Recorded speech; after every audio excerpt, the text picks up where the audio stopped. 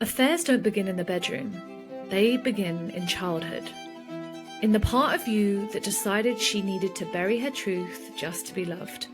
The part that's now screaming to be seen.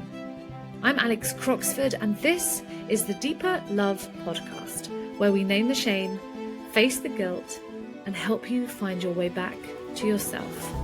So let's begin.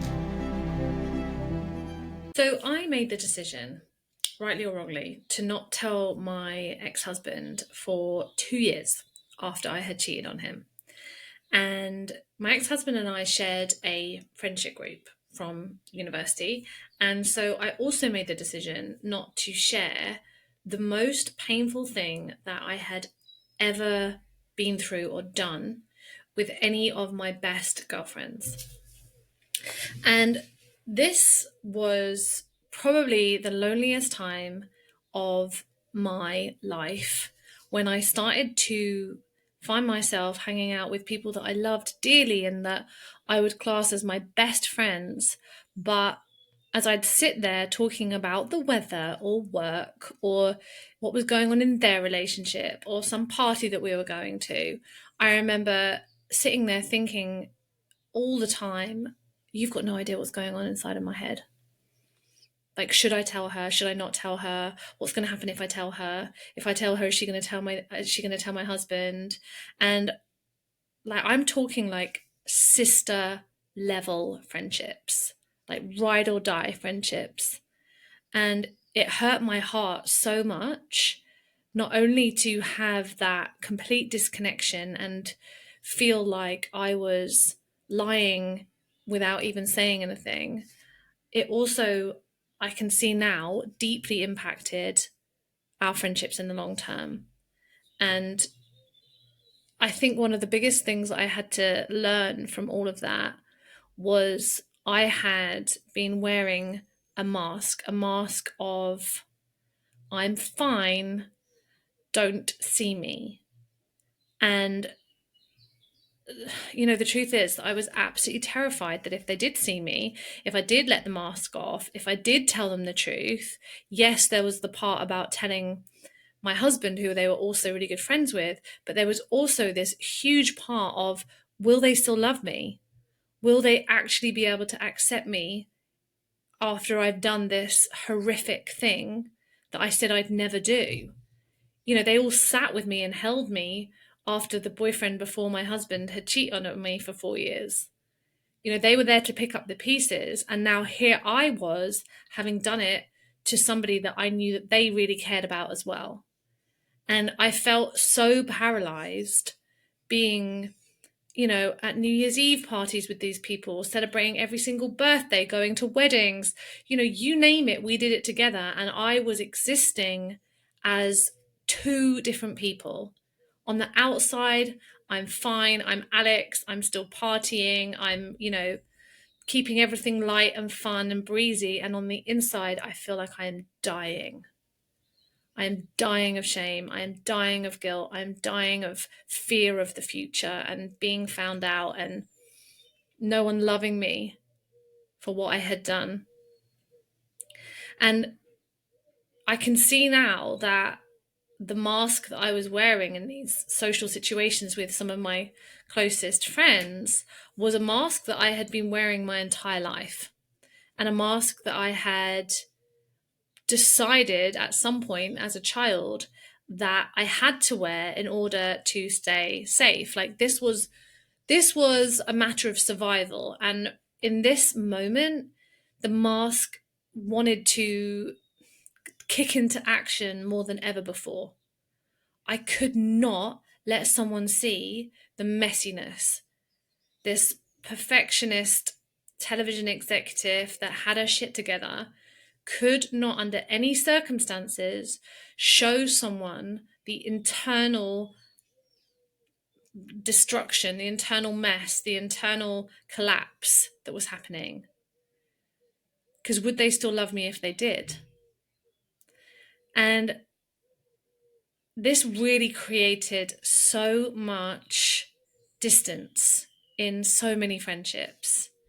And I can see now that I think this actually impacted the demise of the friendships later down the line. And I'm not saying that I think those friendships would still exist now if I had told them at the time. I don't know. But I do think that they could feel my distance. They could feel my mask. They could feel me pulling away and not being real. And then one of the hardest things that I had to see about myself as I went on this soul level healing journey was that I'd always worn this mask and no one could ever really get to me. I'd never been vulnerable. I barely cried in front of my husband. I barely cried in front of my friends. I mean, if ever, maybe when the relationship ended with my ex-boyfriend. But other than that, I was the strong one who didn't need anything. I was just this go-getter party girl who had, sorted out her life on paper with, the house and the career and the friendship group. Everything seemed like it was all just as it should be. And this cracked who I thought I was right open. And in order to cover that crack up, I had to put the mask on even stronger. And wearing the mask like that, pretending that you are someone that you are not, especially when you are going through the darkest thing in your life, is exhausting. It's completely tiring, like tiredness that sleep can't even heal. It just feels like you're on this hamster wheel of life, just going through the motions, having conversations, keeping it shallow so no one asks you how you actually are, going to the toilets and crying in secrecy, going to couples events and pretending like you're happy as Larry when deep down you're questioning this entire marriage and who you really are. And it's such a deep rupture that you're having to cover up, that the energy that it takes to keep that quiet and keep that suppressed is phenomenal. And it depletes your life force. Like, how can you be operating at 100% when you are ultimately living a lie?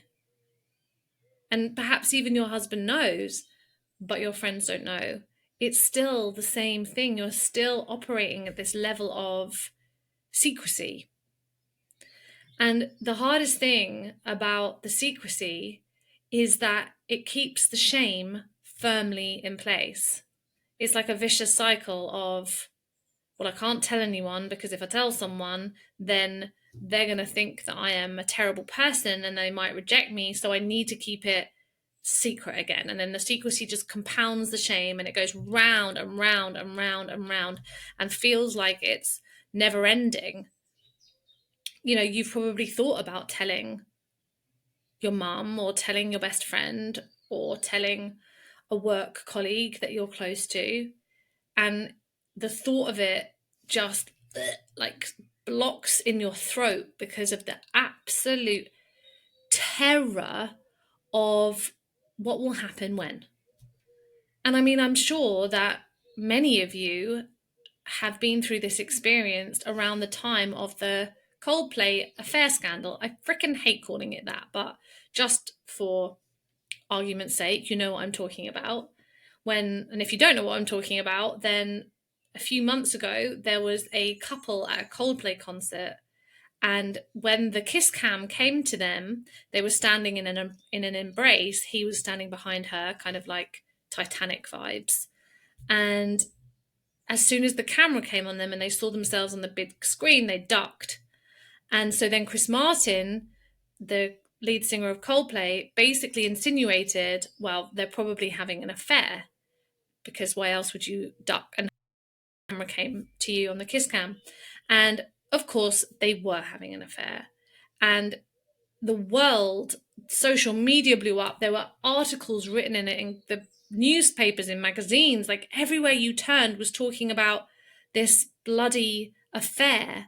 And, the woman even came on Oprah, for heaven's sake, to talk about her experience because of the absolute destruction from public shame and judgment that came from it. And I have no doubt that many of you were involved in conversations about that without anyone around you knowing that you had cheated. And you had to pretend, you had to swallow it down.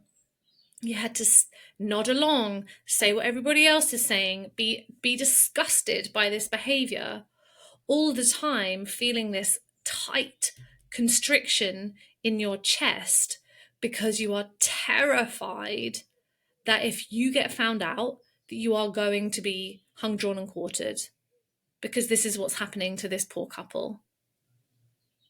And so I get it. I understand at a core level why you want to keep this a secret and why it feels safer to only maybe have like one person or maybe two people that you've shared it with, and maybe they're supportive, maybe they're not. You know, I was really lucky, and thank the Lord. Honestly, I do think that the universe really, really sorted me out, because I have had in my life other women who have had the same experience. And so it meant that I was able to have someone that I could share with who just understood, who didn't judge me, who didn't tell me I was a bad girl, who just got it. And it wasn't like in them getting it, I felt validated for what I had done. I was never looking for validation of my behavior. In fact, I was steeped in shame and guilt. And many, many times I thought to myself, is life even worth living with the amount of shame that I'm carrying? But having, like, there was one particular woman at the time who I did confide in. She wasn't within my big friendship group, but she was someone that got it. And I'm forever grateful for that role that she played in my life back then, because it just meant that I had somewhere to turn and that I could be witnessed in all of the feelings that I was having about what I had done without any risk of her judging me or shaming me. And later on as well, I met somebody else later on in life who, again, one of my really good friends, who's also had the same experience. And those two women that I met right at the right time honestly were life savers for me, because suddenly I didn't feel like I was the worst person in the world because there was somebody else that had done it, and it wasn't a man, it was a woman. And it also made me realize that the patterns underneath what was going on were really similar for all of us. And it wasn't about validating each other, or excusing each other, or being able to say, yeah, I'm not surprised you did that because of your husband's X, Y, and Z. Not at all. Not at all. It was like, I'm not even sure I want to wake up tomorrow because of what I've done. Or I'm so terrified of the future. I'm so terrified of other people's judgment. I'm so terrified I'm never going to get through this. How am I ever going to get over it? How am I going to get over the shame? And just having other women who had been through something similar meant that those questions were held and witnessed. And that was such profound healing for me. And if I hadn't have had those women in my life, I know for a fact that I wouldn't be here doing what I am doing right now. I would not have taken the risk on sharing my most dark story, the most shadowy part of myself with the world, if I had not had those women in my life. Because when we don't have people who can witness us in the most challenging things that we have gone through, and I mean people who get it, right? One thing that I will say, and I've seen this so many times in so many things that I've been through in my life, including going through infertility with my ex-husband, going through IVF, having a miscarriage, going through a divorce, going through being the one who has cheated. Even those 5 things that I've listed off that I have experienced, the people that can truly and utterly hold me are the people who have done it. Because it is so hard. However much compassion someone can give us, they say the right things, but they've got no understanding of that experience. I don't have any understanding of how it feels to lose a parent yet, thank God. I don't have any understanding of what it's like to be a mother, right? I can have empathy to a degree, but I don't know the experience in my body. But having people in our circles, in our communities who actually truly get the hardest things that we're going through is one of the most healing things that we can do. And I even have different friends for different traumas. I have the friend who understands what it's like to go through IVF. I have the friend who understands what it's like to have miscarriage. I have the friend that understands what it's like to have gone through an affair. I have a friend who understands what it's like to go through a divorce. You have friends that understand, and I don't just pick them out based on their trauma. It's just that these women have come into my life because they are helping me heal. And the universe delivers us the right people at the right time to help us move through some of the darkest things that we're going through. And I couldn't imagine going through what I went through without having at least 1 or 2 people who understood at a deep level what was going on for me. And that is why I set up the sanctuary, because I know how isolating. I still felt isolated. As I said, I still felt isolated from my friends. I could see that I was creating distance and disconnection and all of those things.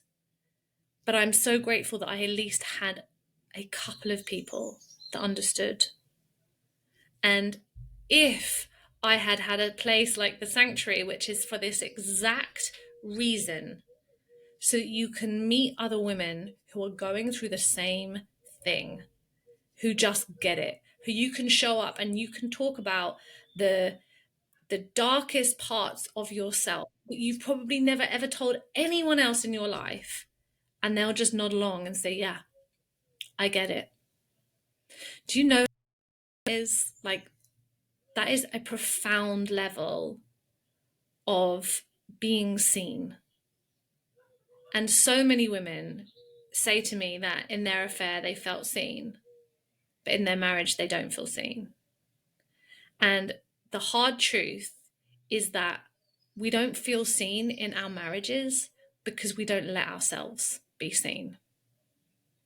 And the first step to healing that, whether or not you're telling him, whether or not you've told him or not, doesn't matter for 1 second.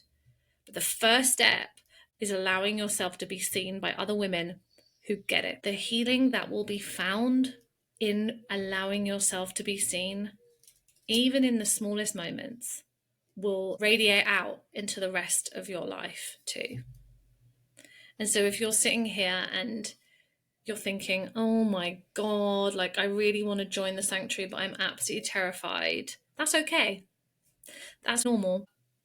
It's a really safe, private space designed exactly for where you are. A space where you finally get to take the mask off. It's completely confidential. Nothing is recorded. There is 2 calls a month and a sisterhood circle on Telegram for the in-between moments, so you're always being held. This is the space where you get to put it down and know that you don't have to do this alone. I will leave the link in the bio, and I look forward to seeing you in there. Thank you for listening to the Deeper Love podcast. If today's episode spoke to you, hit subscribe so you don't miss the next one. And if you're ready to go deeper, you'll find all the ways to work with me in the show notes. Until next time.